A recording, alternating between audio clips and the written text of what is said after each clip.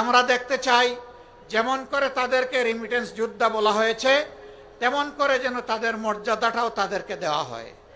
তাদের প্রয়োজনে দেশ এবং সরকার যেন তাদের পাশে দাঁড়ায়। যদি ওই সমস্ত এমবেসি এই কাজ না করতে পারে, ওখানে এমবেসি থাকারই কোনো প্রয়োজন নেই। বাংলাদেশের 16 কোটি, 18 কোটি, 20 কোটি বিভিন্ন জন বিভিন্ন কথা বলেন। তার মধ্যে বিশাল অঙ্গন জুড়ে শ্রমিকদের পদচারণা শুধু দেশের ভিতরে নয়, বাইরেও বটে। আজকে তো দেশের ভিতরের শ্রমিক ভাই বোনদের জন্য আমরা কথা বলছি, বাইরের যারা তারাও তো আমাদের ভাই বোন, তাদের জন্য কথা বলবে কে? সামান্য রুটি রুজির আশায়, একটু আশ্রয়ের আশায়, একটু ভাগ্য পরিবর্তনের আশায় এরা জীবনের ঝুঁকি নিয়ে সমুদ্রে নৌকার উপর চড়ে বসে, তারপরে কোনো একটা ঢেউ এসে তাদেরকে সমুদ্রের পেটে হজম করে ফেলে।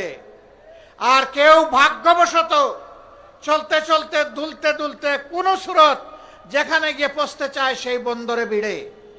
ওখানে ভিড়ার পর কারো জায়গা হয় কারাগারে, আর কারো জায়গা হয় বনে জঙ্গলে। তারপরে আস্তে আস্তে আস্তে পথ খুঁজে নেয়। সেই সমস্ত লোকেরা যখন একটু কাজকর্ম করে, তখন বিদেশের মাটিতে প্রাসাদ গড়ার চিন্তা করে না। তাদের অর্জিত সমস্ত সম্পদ প্রিয় দেশে আপনজনের জন্য, দেশের জন্য পাঠিয়ে দেয়। হ্যাঁ, বৈধ পথে অনেক শ্রমিক যান, তারা যাওয়ার পথেই দালালদের খপ্পরে পড়েন, সিন্ডিকেটের খপ্পরে পড়েন। যে টাকা দিয়ে পাশের দেশের প্রতিবেশী দেশসমূহের লোকেরা যায়, তার চাইতে 3 গুণ 4 গুণ ওই দালালদেরকে দিয়ে তাদেরকে বিদেশে যেতে হয়। তখন তারা সেই টাকাটাও পুষাতে পারে না, তাদেরকে মানবেতর জীবনযাপন করতে হয়।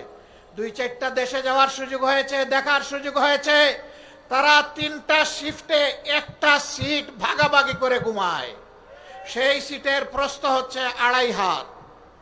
একজন ঘুমাইলে ওখানে আর আরেকজন ঘুমাতে পারবে না। একজনের ঘুম না ভাগলে আরেকজনকে অপেক্ষা করতে হবে দাঁড়িয়ে দাঁড়িয়ে।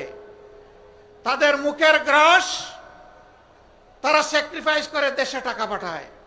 আমরা খুব সুন্দর করে বলি তারা রেমিটেন্স যোদ্ধা, কিন্তু এই যোদ্ধাদেরকে আমরা মর্যাদা দেই না। তারা যখন পাসপোর্ট রিনিউ করতে যায়, ঘাটে ঘাটে দালালের খপ্পরে পড়ে বিড়ম্বিত হয়ে তারা কষ্ট পায়। বছরের পর বছর যায়, সেখানে মিশন আছে, হাই কমিশন আছে, সেখানে আমাদের এমবেসি আছে, বড় বড় কর্মকর্তা কর্মচারীরা আছেন, কিন্তু আমাদের এই ভাই বোনদেরকে সেখানে ভোগান্তি পোহাতে হয়। তারা কেউ যখন চাকরি হারায়, যদি সঙ্গত কারণে হারায় বলার কিছু নেই, কিন্তু অনেকে অসঙ্গতভাবেও হারায়, তাদের পাশে দাঁড়ানোর কাউকে খুঁজে পাওয়া যায় না। আমরা এই পরিস্থিতি আর দেখতে চাই না। আমরা দেখতে চাই যেমন করে তাদেরকে রেমিটেন্স যোদ্ধা বলা হয়েছে তেমন করে যেন তাদের মর্যাদাটাও তাদেরকে দেওয়া হয়। তাদের প্রয়োজনে দেশ এবং সরকার যেন তাদের পাশে দাঁড়ায়। যদি ওই সমস্ত এমবেসি এই কাজ না করতে পারে, ওখানে এমবেসি থাকারই কোনো প্রয়োজন নেই। এমবেসি কার জন্যে? এমবেসির কিছু কর্মকর্তা কর্মচারীকে লালন পোষণ করার জন্য নয়। এমবেসি ওখানে দেওয়া হয়েছে দেশের জনগণের স্বার্থকে সেখানে রক্ষা করার জন্য। সম্মানিত ভাইরা, প্রবাসীদের জন্য নির্মাণ হচ্ছে দেশের প্রথম স্মার্ট সিটি, যেখানে থাকছে স্কুল, মসজিদ, হাসপাতাল, সুইমিং পুল, হেলিপ্যাড, পাঠাগার, জিম, সুপারমার্কেট, শিশু পার্ক সহ সকল নাগরিক সুবিধা। মাত্র 30 লাখ টাকা বিনিয়োগে মিলছে আকর্ষণীয় ফ্ল্যাট। প্লাটিনাম ইনভেস্টরদের জন্য ঢাকা বিমানবন্দরে ভিআইপি প্রোটোকল সুবিধা।